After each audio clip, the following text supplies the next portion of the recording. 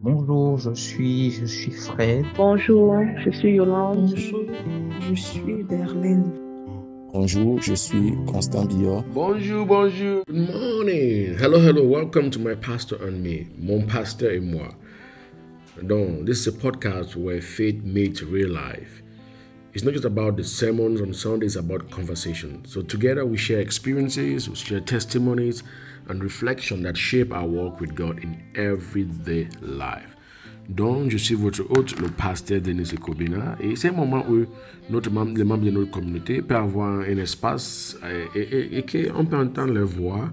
We can talk about kingdom insight, honest voices, and the journey we live as a family. So, le but c'est quoi? Grandir ensemble et en même temps aussi exprimer ce qui sont dans nos cœurs et ce qu'on comprend dans notre communauté parce que la foi c'est un voyage. So let's dive in. Welcome to my pastor and me. Bienvenue à mon pasteur et moi.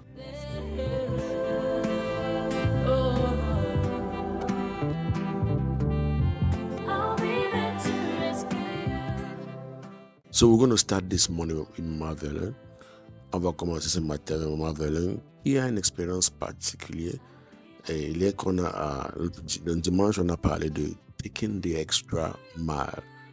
Taking the extra mile. Et je pense que c'est ça qui t'a vraiment touché. Marvelin, what do you have to say about what touched you in particular during this series? Bonjour, je suis Berlin. Je suis directrice d'école chargée de classe dans une école privée de la place. Alors, de la salle du trône à la salle du conseil, ce qui m'a plus marqué ici, jusqu'à présent, c'est deux choses. Il y a go to extra mile, aller au-delà de ce qu'on me demande de faire, et la divine instruction. Voilà les deux choses qui m'ont marqué parce que c'est d'abord quelque chose qui je sais pas si je peux dire, surtout aller au-delà de ce qu'on me demande de faire. Je l'ai toujours fait partout là où je suis passée dans mon lieu de service. Et je pense que cela a souvent plutôt été comme un sujet de, je sais pas, comme si on voulait se moquer de moi en me faisant faire au-delà et en me donnant d'autres tâches qui étaient trop énormes sans toutefois chercher à m'encourager d'une façon ou d'une autre. Mais déjà, je voudrais dire que dans le trône, voilà ce qui m'a vraiment, dans la salle du trône, voilà ce qui a attiré mon attention. Et je me suis rendu compte que je le faisais sans toutefois savoir que j'étais en train de recevoir, je recevais comme ça des instructions de la part de Dieu. J'étais dans le plan et la volonté de Dieu. Je me suis dit, je n'avais jamais pensé que dans le trône, de la salle du trône à la salle du conseil, c'était un concept qui intégrait ce que j'étais en train de faire. So, Verlaine, how are you applying this principle to your daily activity, to your job side? And as a director, how do you use what you've learned so far, what you gain in God's presence and into the marketplace? Depuis que j'écoute les messages de la salle du trône à la salle du conseil, j'ai appris à aller devant Dieu avec des situations qui concernent mon lieu de service, particulièrement les situations embêtantes, difficiles, peut-être cas des enseignants que je gère ou alors cas des parents. Et je ressors de là avec une écoute, avec quelque chose de particulier que j'adopte dans la salle du conseil et ça marche. En ce qui concerne je veux dire, comment est-ce que j'applique cela dans mon lieu de service et peut-être un petit témoignage, je dirais que comme je parlais de faire au-delà de ce qu'on me demande, dans mon contrat de travail, il a été stipulé que je dois arriver à l'école à 7h30 et de rentrer à 14h. Mais je fais, depuis l'année passée, qu'on m'a confié cette responsabilité. Parfois, j'arrive toujours à l'école la première. Jamais je suis arrivée après quelqu'un. J'arrive la première avant mes enseignants et je rentre parfois la dernière de 16h, 17h parce que je me rassure de ce que tout soit en ordre. Et comme témoignage par rapport à cela, ma fondatrice était en train de voyager la semaine dernière. Nous sommes 2 directrices d'école. Je suis à l'école primaire et ma collègue est à l'école maternelle. Donc, en fait, lorsqu'on a ouvert l'école, j'étais directrice de la maternelle. Lorsque ça s'est prolongé jusqu'au primaire, je suis allée bâtir le primaire. Et donc, lorsque la fondatrice voyageait, elle nous a appelés pour nous dire elle compte sur nous. Elle nous a donné des instructions à suivre. Et elle a dit quelque chose qui m'a marqué. Et donc, je ne savais pas qu'elle voyait, puisqu'elle n'arrive pas à l'heure pour voir à quelle heure j'arrive. Mais elle a dit, cette dame parlant de moi, depuis qu'elle a commencé cette école, depuis qu'elle travaille dans cette école, elle n'est jamais arrivée en retard. Elle est toujours la première et j'ai des témoignages par rapport à ça, j'ai un retour par rapport à cela et ça m'a marqué parce que en fait je ne savais pas qu'elle voyait, qu'elle était au courant et qu'elle avait, elle me dit, elle a placé des personnes que je ne connais pas et que nous ne connaissons pas et qui lui donnent le feedback par rapport à notre assiduité.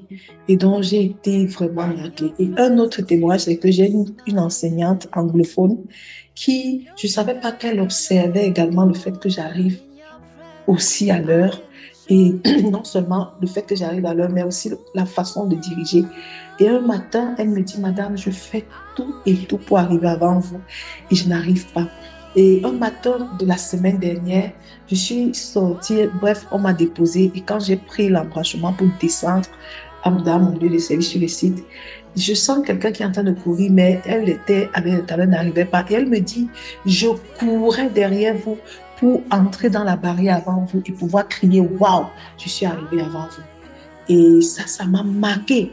Ça m'a marqué parce que tous mes enseignants et madame en partant me dit, ici au primaire, je ne crains pas le retard parce que madame Hélène montre déjà l'exemple et ça fait que tous ces enseignants, d'une façon ou d'une autre, sont en train de suivre et c'est la vérité. Tous mes enseignants arrivent avant 7h15.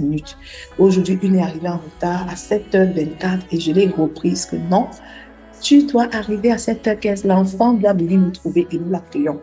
Donc, c'est un peu ça. Et j'applique également l'instruction divine dans ce sens que ce qui me dépasse à gérer en tant qu'humaine, en tant que directrice, quand je vais dans le lieu du trône avec cette situation, je ressors de là avec une solution. J'ai appris à pouvoir écouter l'autre. Contrairement à l'année dernière où je commençais avec une équipe et c'était pas facile vu les caractères, les comportements de chacun, sortant d'une formation en leadership serviteur, je ne me retrouvais pas encore d'appliquer tout ce que j'ai appris, c'est-à-dire de pouvoir apprendre à écouter, de pouvoir apprendre à responsabiliser aussi, parce que j'avais peur de ce qui devrait suivre. Mais cette année, je suis comme un peu reposée parce que je fais plus tout à la fois seule. J'ai appris à donner des rôles et non seulement des rôles, je prends le temps d'écouter quand il y a un problème. Je faisais beaucoup de réunions l'année passée, mais cette année, depuis le début de l'année, j'ai fait une seule réunion alors que l'année passée, c'était beaucoup de réunions parce que dès qu'il y avait un truc, j'appelais. Dès qu'il y avait un truc, j'appelais. Je me rends compte que aller dans le trône, au niveau du trône, avec des problèmes concernant mon lieu de service, je ressors de là avec une solution que j'applique et ça marche, ça marche. Waouh, ça c'est tellement bénissant et ça me donne la joie de voir comment Dieu est réel dans tout ce que tu fais. Et merci encore pour toutes ces réponses. Et je sais qu'on est en train d'apprendre beaucoup de choses et on est en train d'être encouragé dans nos différents lieux de travail, nos services. On va finir avec cette question. Quel changement sentez-vous que Dieu vous demande de faire dans la salle de conseil de votre vie à cause de ce que vous avez appris?